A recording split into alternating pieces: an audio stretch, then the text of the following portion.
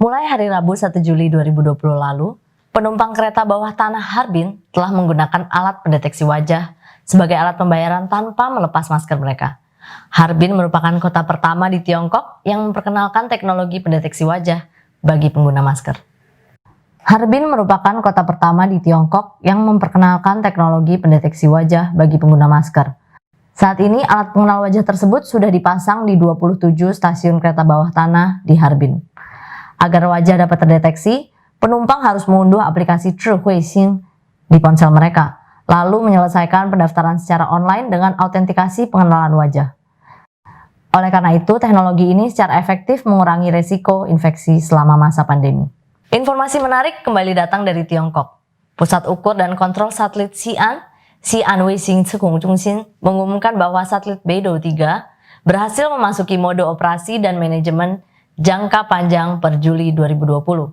Sebagaimana diketahui, satelit terakhir Beidou 3 diluncurkan pada 23 Juni 2020 lalu.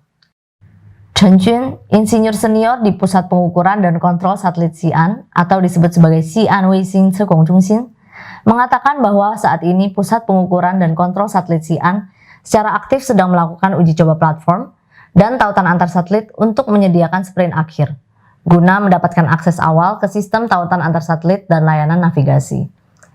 Sebagai pusat pengukuran dan kontrol pesawat ruang angkasa paling awal, terbesar, dan paling berfungsi penuh di Tiongkok, Pusat Pengukuran dan Kontrol Satelit Xi'an membentuk tim kerja khusus Beidou.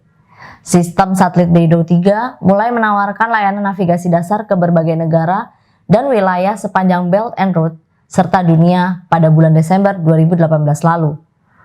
Untuk mencapai transisi yang mulus dari Beidou 2 ke Beidou 3, personel ilmiah dan teknis menghadapi sumber daya orbit geosinkron yang terbatas dan dikendalikan secara multiple satelit Beidou 2 dalam memastikan posisi orbital Beidou 3. Beidou sepenuhnya dapat menyediakan layanan waktu yang lebih akurat, pemosisian presisi tinggi, komunikasi pesan singkat lebih sempurna, aplikasi ponsel yang lebih luas, serta sistem navigasi yang lebih efisien.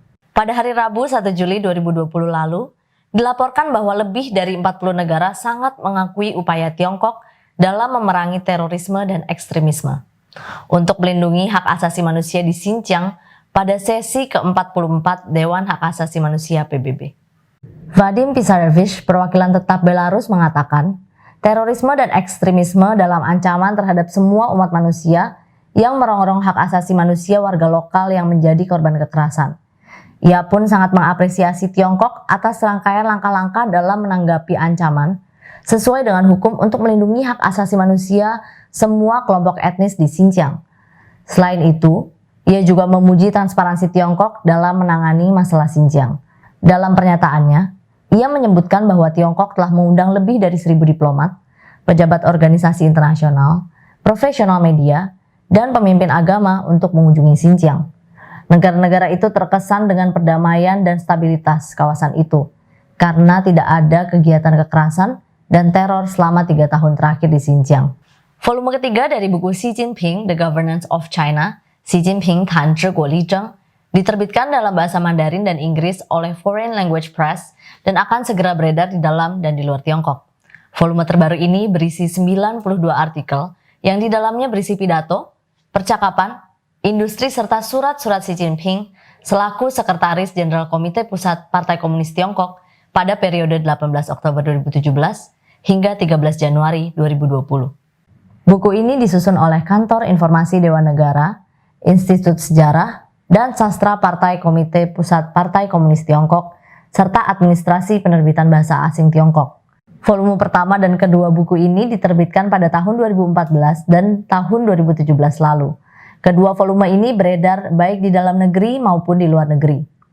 Sejak Kongres Nasional ke-19 dalam praktik memimpin dan mempromosikan tata kelola di era baru, Presiden Tiongkok Xi Jinping telah membuat serangkaian penjelasan penting dan mengedepankan banyak konsep dan gagasan utama yang semakin memperkaya dan mengembangkan inovasi teoretis partai. Pada buku volume ketiga, Xi Jinping mencatat praktik-praktik komite sentral sebagai inti dalam menyatukan dan memimpin seluruh partai dan rakyat Tiongkok dari semua kelompok etnis untuk membuat kemajuan baru dan besar dalam berbagai usaha partai dan negara sejak Kongres Nasional ke-19. Jet tempur asal Amerika Serikat dikhawatirkan cukup rentan. Dalam 2 bulan terakhir, 4 jet tempur asal Amerika Serikat jatuh. Dari 4 insiden tersebut, terdapat 2 insiden yang menewaskan pilotnya dan 2 lainnya selamat karena kursi lontar. Insiden ini menjadi kecelakaan serius keempat yang menimpa Angkatan Udara Amerika Serikat dalam waktu kurang dari 2 bulan. Jet tempur Amerika jenis F-16CM Fighting Falcon milik Angkatan Udara Amerika Serikat jatuh saat menjalani misi latihan di Carolina Selatan, Amerika Serikat. Pilot jet tempur itu tewas dalam kecelakaan ini. Nama pilot belum dipublikasi hingga saat ini demi menghormati keluarga yang bersangkutan.